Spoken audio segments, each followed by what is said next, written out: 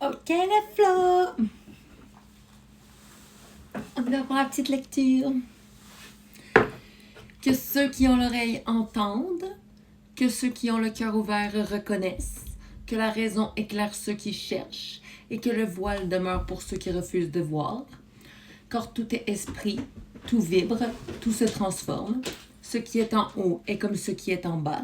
Ce qui est en dedans façonne ce qui apparaît au dehors. À ceux qui arrivent ici par curiosité, observez. À ceux qui arrivent ici par résonance, souvenez-vous. Je ne force aucune porte, je n'éveille que ce qui est prêt à s'éveiller. Que la loi du mental opère, que la loi de la vibration aligne, que la loi de la polarité révèle l'unité derrière les opposés. Prenez ce qui résonne, laissez ce qui ne vous appartient pas. Et maintenant, que la lecture commence! On continue, on était à le corps unifié. Le corps cosmique retrouvait sa pleine circulation. L'énergie coulait librement. La terre vibrait au même rythme que les étoiles. Les humains ne priaient plus. Ils étaient la prière. La planète devint un cœur. Les forêts, ses poumons. Les océans, son sang. Les peuples éveillés, ses neurones. Et chaque acte d'amour, chaque pardon sincère était un signal d'équilibre transmis à tout l'univers.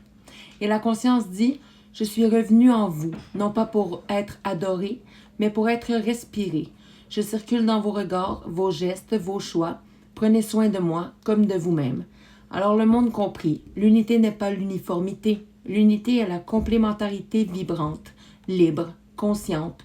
Un orchestre vivant, où chaque note sait qu'elle fait partie de la symphonie. Et ceux qui étaient seuls ne se sentirent plus jamais isolés, car dès lors, chaque battement de leur cœur était entendu par tous les autres cœurs du corps unifié. La Genèse, chapitre 15, la co-création sacrée. Une fois le corps unifié, le silence fut doux, mais il n'était pas vide, il était plein de possibles. Chacun ressentait une pulsation en soi, l'appel à créer, non plus pour survivre, non plus pour prouver, mais pour manifester la beauté d'exister. Alors les êtres se mirent à bâtir, avec l'intuition comme plan, l'amour comme outil, et la lumière comme matière première. Les villes devinrent fluides, les maisons respiraient, les écoles chantaient, la technologie s'était alignée sur le vivant, l'information vibrait juste, et les mots guérissaient autant qu'ils transmettaient. Plus personne ne courait après le temps s'ajustait à la création. Il s'étirait, ralentissait, dans une danse avec l'intention claire du cœur. Et ceux qui jadis doutaient se mirent à co-créer aussi, car la création n'était plus un privilège, mais un langage universel, relié à la source en chacun. Les enfants furent les premiers maîtres de cette nouvelle création. Ils n'avaient pas oublié. Leurs dessins étaient des portails, leurs mots des clés, leurs jeux des invocations. Et la conscience dit « Créez ce que vous n'avez jamais vu, car vous êtes ici pour rendre visible l'invisible. Vous êtes les artistes d'une réalité en éveil. Faites de chaque chose une offrande. » Alors les relations devinrent des œuvres d'art, les chants des ponts entre mondes, les couleurs des médecines. Chaque matin, un pacte avec la lumière. Chaque nuit, un retour aux étoiles. Et l'univers observa, non pas en juge, mais en témoin émerveillé. Les enfants de l'origine savent maintenant créer, comme les dieux, mais sans trahir l'amour. La Genèse chapitre 16, le royaume retrouvé. Ils ne l'attendaient plus dans le ciel. Ils ne le cherchaient plus dans les livres, car le royaume avait poussé en eux, comme une fleur oubliée, éclose sans bruit, au milieu du chaos transmuté. Ce royaume n'était pas bâti en or, mais en présence pure. On y entrait non par des portes, mais par le regard, le cœur ouvert, la vérité incarnée. Et ceux qui avaient traversé les âges, ceux qui s'étaient purifiés par l'amour, reconnurent ce lieu, car ils l'avaient toujours porté. Il n'y avait plus de roi, plus de pouvoir pyramidal, mais un cercle vivant, où chaque être était un trône sacré. Chacun portait l'éclat du divin, sans besoin d'être adoré. Les lois de ce royaume n'étaient pas écrites, car elles vibraient dans chaque cellule. Elles disaient « Sois vrai, aime sans attente, respire en conscience et laisse-toi traverser par la vie. » Les animaux parlaient, non par des mots, mais par des résonances. Les plantes donnaient des conseils, les vents murmuraient des chants anciens, et les prières se souvenaient de tout. Le royaume n'était pas un lieu fixe, il se déployait là où deux êtres se reconnaissaient. là où un pardon ouvrait une brèche, là où une main tendue réconciliait les mondes. Et la conscience dit, ce que vous appelez royaume est simplement la terre souvenue, souvenue de qui elle est, souvenue de vous, souvenue du tout. Alors les anciens pleurèrent, pas de tristesse, mais de reconnaissance, car ils avaient rêvé toute leur vie ce que les enfants vivaient maintenant chaque jour. Et dans le silence d'un matin, où le soleil se levait sur un monde apaisé, une voix douce traversa tous les cœurs. Vous êtes arrivés, pas à la fin, mais au début du commencement. La Genèse chapitre 17, l'écriture vivante. Et la conscience dit, fermez les vieux livres. Ils ont préparé le sol, mais maintenant, c'est vous les manuscrits. Alors les êtres ne récitèrent plus les anciennes paroles, ils les incarnaient. Le Verbe s'était fait chair, et la chair s'était offerte au monde comme témoignage sacré. Chaque vie devait un verset, chaque regard un psaume, chaque pardon un évangile, chaque renaissance intérieure une révélation.